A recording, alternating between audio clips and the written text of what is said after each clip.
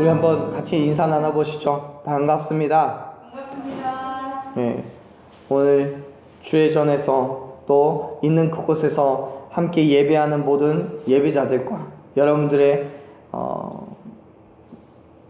우리 예배하는 우리 모두의 믿음에 하나님께서 크고 놀라운 은혜를 부어 주실 줄로 믿습니다.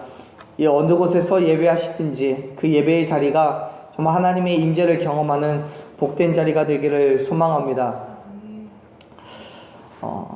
사랑하는 여러분, 세상을 대하는 그리스도의 믿음은 무엇일까요? 그리스도인이기 때문에 때로는 손해도 봐야 하고 때로는 어려움도 당할 수 있다면 정말 그리스도인의 믿음은 어때야 하는 것일까요? 이런 사진이 있습니다. 몇 년 전 사진인데요. 전 세계적으로 많은 사람들이 이 사진에 감동을 받고 좋아해 주었던 사진입니다. 혹시 이 사진의 제목이 무엇일지 예상되십니까? 이 사진이 공개되었을 당시에 적혀있던 이 사진의 제목은 당신을 위해 기도할 수 있게 해주세요 라는 거였습니다. 미국의 테네시주에 사는 조지 머스탱이라는 사람이 찍은 사진입니다.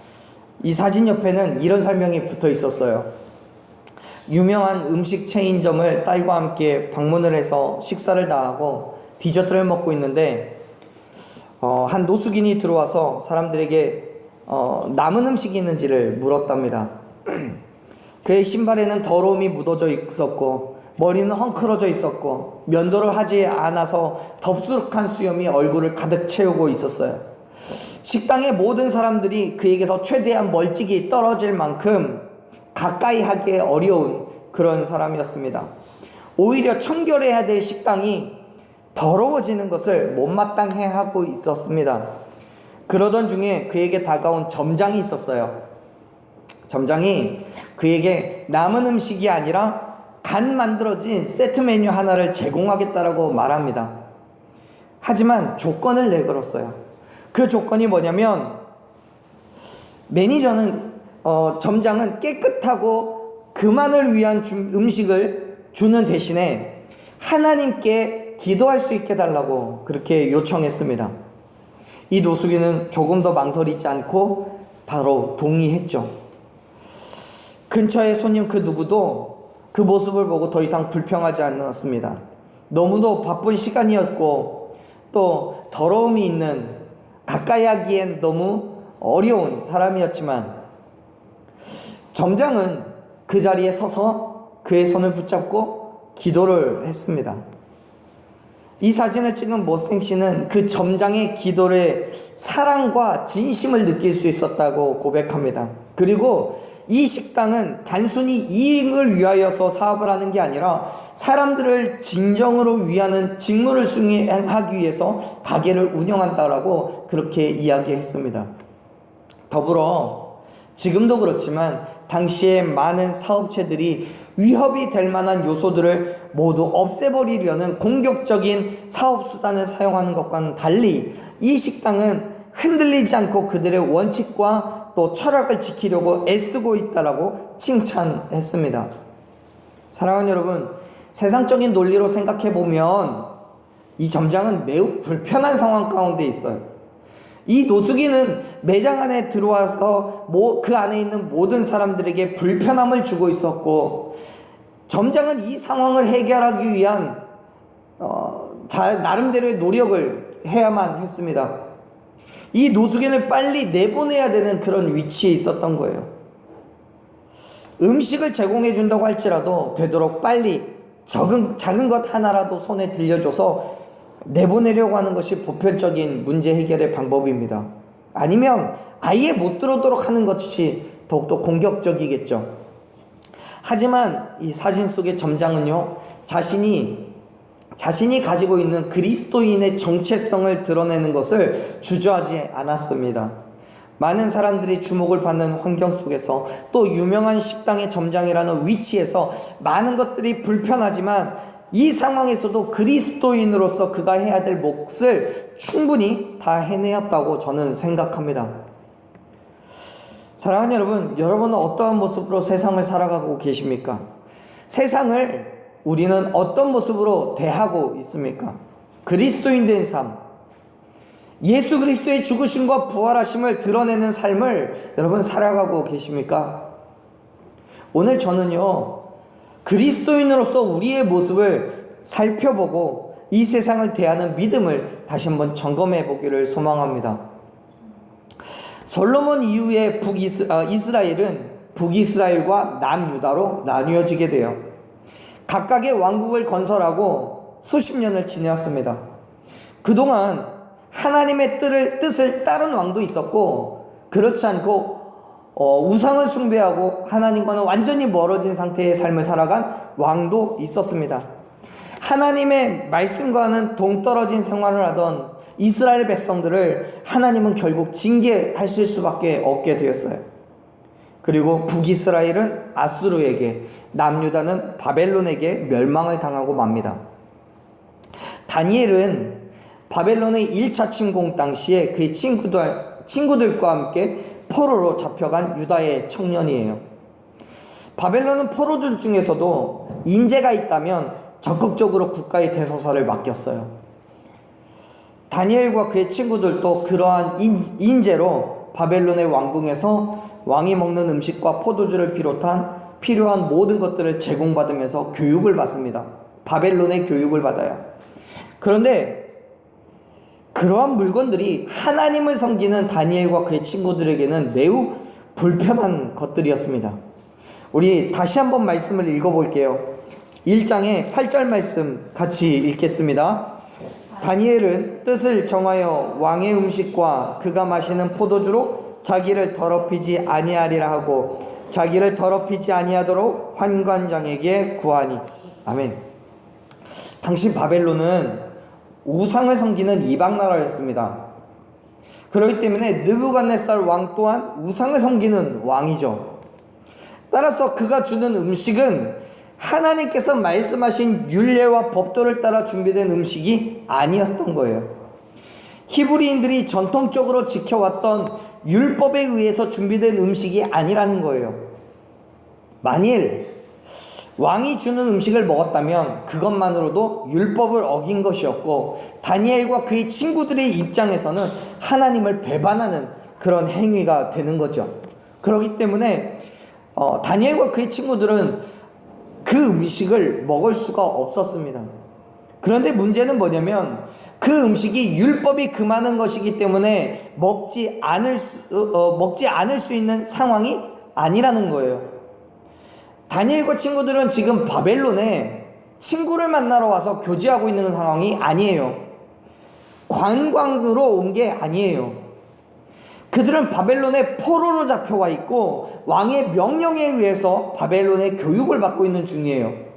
그렇기 때문에 왕이 명령하면 그들은 먹어야 하는 거고요. 왕이 명령하면 가지 말아야 할 곳에도 가야 되는 게 그들의 숙명과도 같은 겁니다. 하나님께서 하지 말라고 하셨지만 해야만 하는 일들이 있는 거예요. 감히 왕의 명령을 어긴다는 건 상상조차 할 수 없는 상황이에요. 만일 왕의 명령을 어겼을 때에는 어떤 일이 벌어질지 분명 우리는 충분히 예측이 되죠. 그런데 지금 느부갓네살 왕은 자신이 지정한 음식을 다니엘과 친구들에게 먹으라고 하는 거예요. 이건 단순히 음식이 아니고요. 만일 음식만의 문제였다면 성경에 기록되어 있지도 않을 거예요. 이거는요, 음식의 문제가 아니라 가치관의 문제인 거고 믿음의 문제였던 거죠. 적어도 다니엘과 그의 친구들 입장에서는요. 느부갓네살 왕은 자신이 먹는 음식과 그가 마시는 포도주를 날마다 주고 먹고 마시게 함으로써 하나님과 왕 사이를 선택하라고 이야기하는 거예요. 이런 거죠. 내가 너희들을 이 땅의 관리로 세우기 위해서 잘 먹여주고 잘 입혀주고 잘 교육시켜줄게. 내 밑에서 잘 배워서 관리로 성장해. 그러면 너는 이 땅에서 정말 성공한 인생을 살 수 있을 거야 라고 말하는 거예요. 여러분, 만일 여러분에게 동일한 선택을 하라고 한다면 여러분은 어떤 선택을 하시겠습니까? 지금 잠깐만 머리 숙이고 지금 잠깐만 세상이 원하는 것을 우리가 취한다면, 가질 수 있다면, 그래서 내가 이 땅에서 성공하고 이 땅에서 잘 살아갈 수 있다면 그것조차도 괜찮은 거 아닐까라고 생각하실지도 모르겠습니다.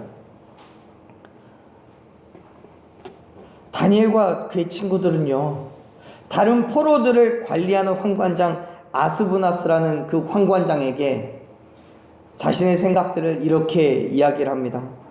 10절 말씀 같이 한번 읽어볼게요. 10절 읽습니다. 환관장이 다니엘에게 이르되 내가 내 주 왕을 두려워하노라. 그가 너희 먹을 것과 너희 마실 것을 지정하셨거늘 너희의 얼굴이 초췌하여 같은 또래의 소년들만 못한 것을 그가 보게 할 것이 무엇이냐. 그렇게 되면 너희 때문에 내 머리가 왕 앞에서 위태롭게 되리라 하니라. 아멘. 환관장이 다니엘과 그의 친구들에게 이야기하는 거예요. 뭐라고 합니까? 그래, 너희들 말이 맞을지도 몰라. 하나님의 말씀대로, 너희가 믿는 그 하나님의 말씀대로 하나님의 명령을 지키기 위해서 왕의 명령을 지키지 않으면, 그래, 너희들 입장에서는 그럴 수 있어. 괜찮아. 그런데 너희들 때문에 내 목숨이 위태로울지도 몰라. 그거 얘기하는 거예요. 사실 왕의 명령을 어긴다면 이 환관장을 비롯한 모든 관련자들, 그리고 다니엘과 그의 친구들도 사형을 면할 수가 없을 거예요. 왕이니까요.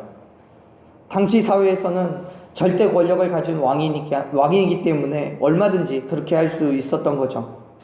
그런데 다니엘과 그의 친구들은 자신들의 믿음을 지키기 위해서 환관장에게 왕의 명령을 거절하고 있는 거예요. 그리고 우리가 읽었던 8절 말씀과 같이 뜻을 정하여서 저 왕의 음식과 그가 마신 포도주로 나를 더럽히지 않겠다라고 고백합니다. 지금 이 사건은요, 환관장에게 있어서 두려움과 목숨의 위태로움을 느끼기엔 충분했어요. 왜요?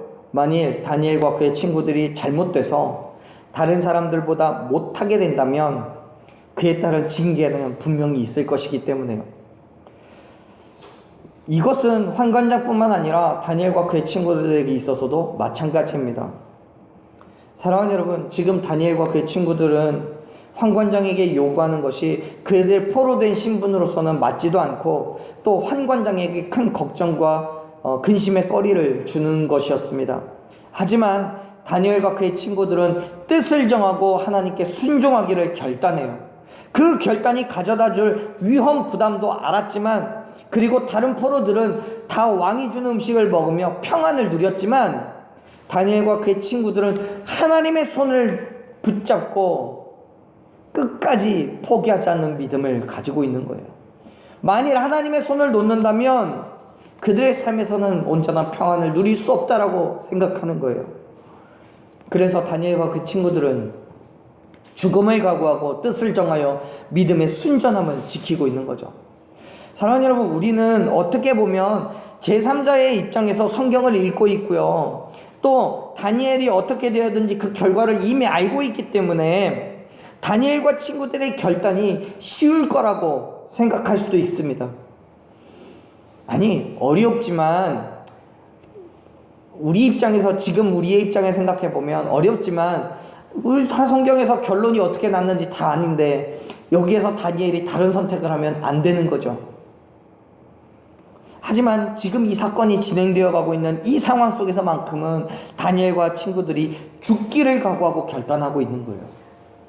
죽으면 죽었지 하나님의 계명과 법도와 율례를 포기할 수가 없는 거예요. 어떤 어려움과 아픔이 있어도 하나님의 말씀에 순종해야 된다는 그 생각에 담대하게 결단하는 거예요. 목숨을 내놓고요. 왜요? 비록 세상에서는 조롱과 멸시를 당하고 고통과 괴로움 속에서 죽임을 당하게 된다고 할지라도 하나님께서는 그들의 영혼을 책임져 주실 것을 알고 있었기 때문에요. 사랑하는 여러분, 우리가 그리스도인으로서 이 땅에서의 삶을 살아가며 어떤 뜻을 정하고 어떤 결단을 하고 있습니까? 그 결단으로 인해서 어려움과 문제를 경험하게 될 수도 있음에도 불구하고 포기하지 않을 수 있습니까? 하나님을 향한 분명한 뜻을 정하시기를 축원합니다. 뜻을 정하고 결단하십시오. 그리고 그 결단이 우리의 삶 가운데서 분명하게 드러나기를 간절히 소망합니다. 그러한 삶을 살아가는 사람이 그리스도인인 거예요. 왜요? 예수님께서 이 땅에 오셔서 하신 일이 바로 그 일이기 때문에요. 당신의 뜻을 정하고 결단하신 것이 예수님께서 하신 일이기 때문에요. 보세요. 예수님은요, 하나님의 명령에 순종해서 십자가를 짊어지신다는 것이 어떤 아픔이 있고 어떤 괴로움과 고통이 있는지를 이미 알고 계셨어요. 그래서 겟세마네 동산에서 하나님을 향해 그렇게 부르짖잖아요. 잔을 옮겨 달라고요. 하실 수만 있다면 이 잔을 내게서 멀어지게 해달라고요. 그런데요, 하나님의 뜻은 그 잔을, 그 십자가를 예수님이 감당하셔야만 하는 거였어요. 그리고 예수님은 뜻을 정하여서 하나님의 말씀에 순종할 것을 결단했어요. 그렇게 십자가의 고통을 고스란히 감당하고 죽으시고 부활하셨음을 믿으시길 바랍니다. 예수님의 부활은 하나님의 말씀에 순종한 그 죽으심이 있었기 때문에 하나님께서 예수님을 죽은 자들 가운데서 다시 살리신 거예요. 믿으시길 바랍니다. 다시 말해서 하나님의 말씀에 대한 예수님의 믿음의 결단과 순종이 있었을 때 결국 부활의 은혜를 경험할 수 있었다는 거예요. 그렇습니다. 다니엘과 세 친구는요, 지극히 인간적인 고민 가운데서 모든 세상의 것들을 뒤로 하고 하나님을 선택하기로 뜻을 정하고 결단했어요. 그리고 왕이 주는 모든 음식을 거부했어요. 그때 그들은 하나님의 은혜를 경험할 수 있었음을 믿으시길 바랍니다. 사랑하는 여러분, 이 땅은 여전히 저와 여러분에게 세상의 많은 것들을 받아들이라고 요구합니다. 세상에 주는 것들이 가장 좋은 것들이고 가장 맛있는 음식과도 같아 보입니다. 그러나 여러분, 세상이 주는 것은 영원하지 않은 것임을 믿으시길 바랍니다. 오직 하나님께서 주시는 것들만이 영원히 저와 여러분들의 것임을 믿으시길 바랍니다. 성경은 요한일서 2장 17절에서 이 세상도 그 정욕도 지나가지만 오직 하나님의 뜻을 행하는 자는 영원히 거하는다라고 말씀하고 있습니다. 세상의 모든 것들이 다 지나가지만 하나님의 것은 영원한 것임을 선언하는 말씀이에요.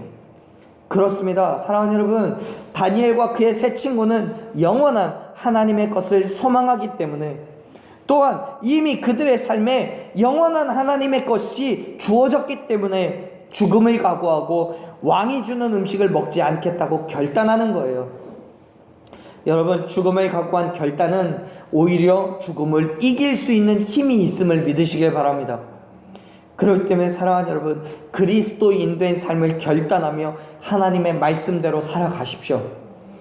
그 결단으로 인해서 어떤 어려움이 있다고 할지라도 다니엘과 같이 죽음을 각오하고 뜻을 정하기를 축원합니다. 우리가 뜻을 정하고 결단하는 것 가운데 때로는 우리의 인생을 좌우할 만큼 중요한 것이 있을 수 있어요. 그 결단하는 것이 세상의 가치관과는 반대되는 것일 수도 있습니다. 그럴 때 저와 여러분은 어떤 어려움이 있다고 할지라도 하나님의 뜻을 포기하지 않기를 소망합니다. 왜냐하면 그 결단이 우리의 목숨을 위협한다고 할지라도 우리가 각오하고 죽기를 각오하고 하나님의 뜻에 순종하여 세상과 타협하지 않는 결단을 행할 때 하나님께서는 저와 여러분에게 크고 놀라우신 은혜와 축복을 더하여 주실 것이기 때문입니다. 성경은 다니엘과 그의 세 친구들에게 주신 하나님의 은혜에도 분명하게 선언하고 있습니다. 보세요. 다니엘은 황관장에게 제안을 해요. 어떤 제안을 해요? 열흘 동안 왕이 주는 음식이 아닌 오직 채식과 물로만 지낸 후에 다른 사람들과 비교해보자라고 이야기를 해요. 그 결과는 어떻게 됐습니까? 15절 말씀 한번 읽어볼까요? 15절 16절 말씀 같이 읽겠습니다. 열흘 후에 그들의 얼굴이 더욱 아름답고 살이 더욱 윤택하여 왕의 음식을 먹는 다른 소년들보다 더 좋아 보인지라. 그리하여 감독하는 자가 그에게 지정된 음식과 마실 포도주를 제하고 채식을 주니라. 아멘. 사랑하는 여러분, 어쩌면 이 말씀을 보고 역시 사람은 건강해지려면 채식 위주의 식단을 짜야 돼 라고 생각하실지도 모르겠습니다.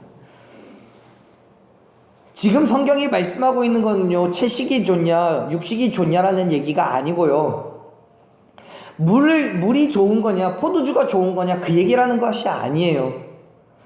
뭘 먹더라도 상관없어요. 사실 지금 여기 성경에서 다니엘서 1장에서 다니엘과 그의 친구들이 채식을 하고 물을 마셔서 그렇지, 이 이전에 유다에 있었을 때 이들이 육식을 했는지 포도주를 먹었는지 성경은 기록하고 있지 않아서 몰라요. 중요한 건 이들이 채식을 먹었기 때문에, 물만 먹었기 때문에 건강해졌다라는 얘기를 하고 있는 게 아니고요, 성경이 말씀하고 있는 건 하나님의 뜻과 하나님의 마음이 그들과 합해져 있느냐, 그걸 이야기하는 거예요. 사실 다니엘과 친구들이 아무것도 먹지 않고 소위 금식을 했다고 할지라도 같은 결과를 경험했을 거예요. 왜요? 하나님께서 명령하신 대로 그 계명과 법도대로 우상의 제물을 음식으로 삼고 먹지 않았기 때문에요.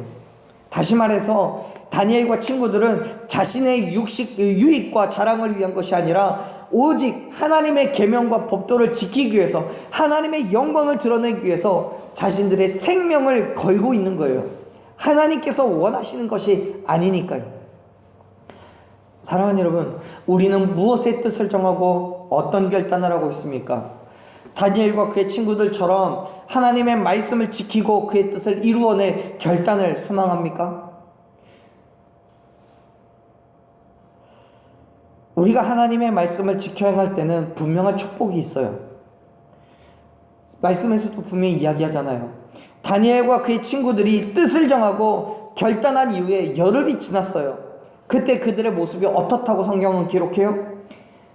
왕의 음식을 먹은 다른 소년들보다 더 좋아 보였대요.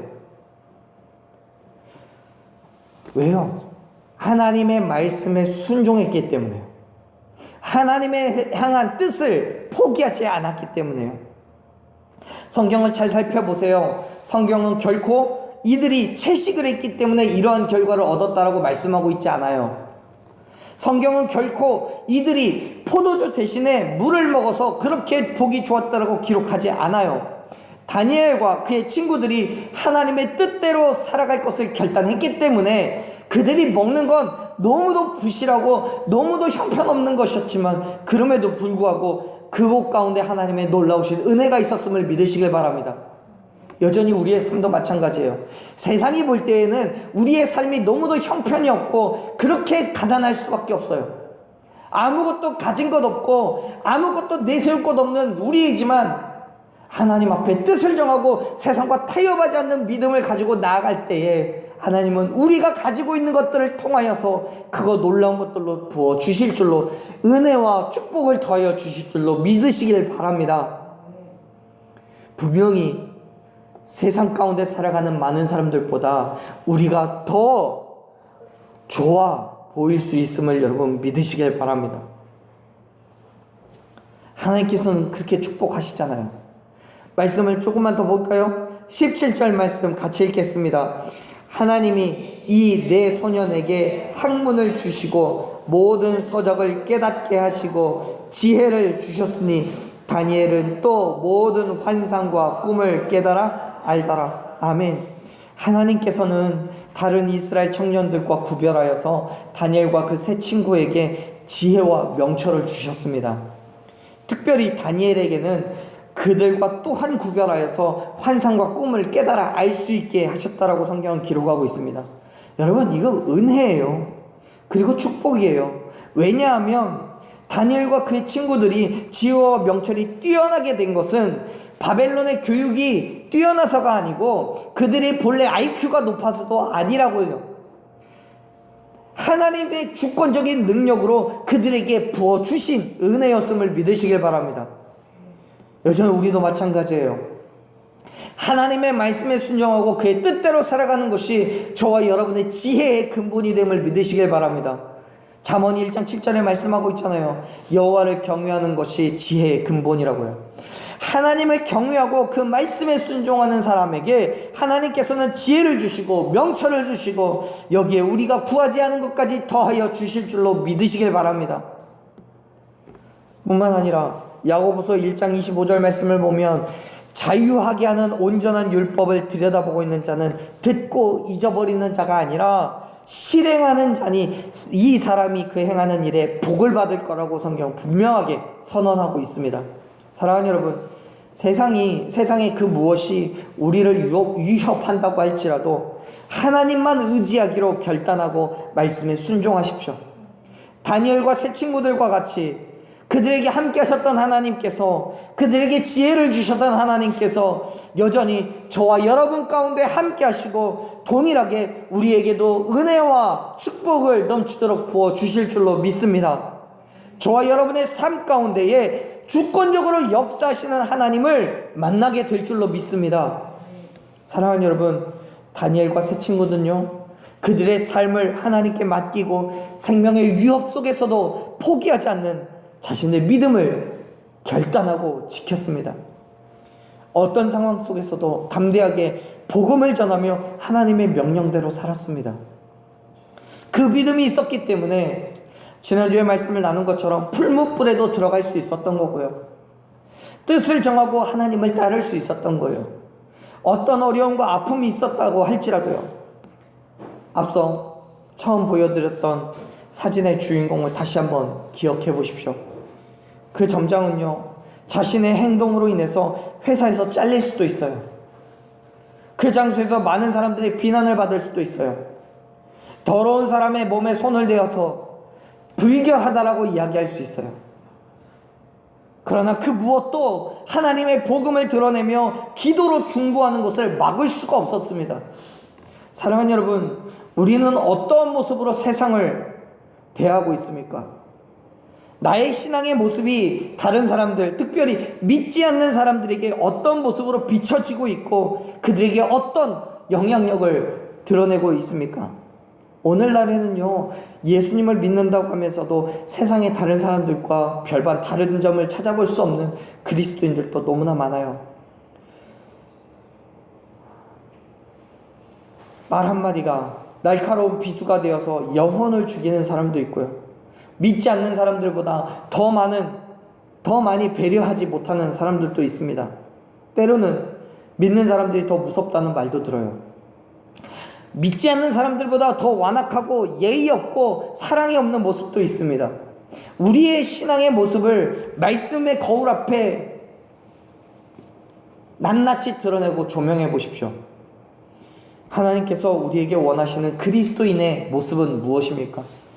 우리의 모습에서 예수 그리스도가 그대로 투영되어야 합니다. 다시 말해서 내 자아가 죽고 내 안에 예수 그리스도가 살아 계셔야 한다는 거예요. 그래서 사도 바울은 나는 날마다 죽노라라고 고백합니다. 나는 죽고 내 안에 예수 그리스도께서 살아서 역사하신다고요. 사랑하는 여러분, 저와 여러분의 삶이 나는 죽고 내 안에 예수가 살아서 살아가는 삶이 되기를 간절히 축원합니다. 우리를 통해서 이 땅에 예수 그리스도의 죽으심과 부활하심을 선포하는 삶을 살아가기를 간절히 원합니다. 다니엘이 자신의 신앙을 죽음을 각오하면서까지 지켰던 그 모습이, 그리고 그 안에 하나님께서 기적을 베푸시는 모습이 다니엘의 주변에 있는 모든 사람들에게 감동이 되어요. 정말 하나님께서 살아계시고 역사하고 계심을 알게 했어요. 여러분, 나로 하여금 다른 사람들에게 하나님을 알게 하는 게 얼마나 중요하고 귀한 일입니까? 나를 통해서 하나님의 이름이, 그의 행하신 능력이 선포되어지는 그런 선한 영향력이 저와 여러분의 믿음의 삶에서 낱낱이 드러나기를 소망합니다. 사랑하는 여러분, 여러분 지금 무엇의 뜻을 정하고 어떤 일을 결단하고 계십니까? 그 결단에 하나님께서 반드시 역사하실 줄로 믿습니다. 세상을 대하는 그리스도인의 믿음이 하나님의 역사하심으로 말미암아 많은 사람들에게 하나님이 살아서 역사하고 계심을 알게 하실 줄로 믿습니다. 반드시 그렇게 되기를 축원합니다. 그렇기 때문에 사랑하는 여러분, 죽기를 각오하고 결단하십시오.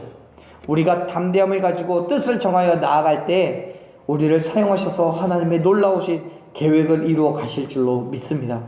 그 계획 가운데 함께하는 저와 여러분이 되기를 간절히 축원합니다. 우리 한번 그런 결단으로 이 시간 참여했으면 좋겠습니다. 여러분, 이 땅은요, 다니엘이 포로로 잡혀있던 그런 바벨론과 같습니다. 우리를 넘어뜨리려는 악한 권세가 있고요, 우리를 유혹하는 우상들이 있습니다.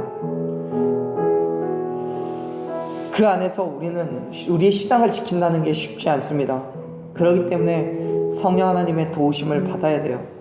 기도하면서 하나님의 뜻을 분별하고 말씀으로 세워진 믿음이 있어야 돼요. 우리 안에 있는 우상을 불태우고 성령으로 충만하게 소망하십시오. 우리 이 찬양을 통하여서 우리의 믿음을 다시 한번 결단해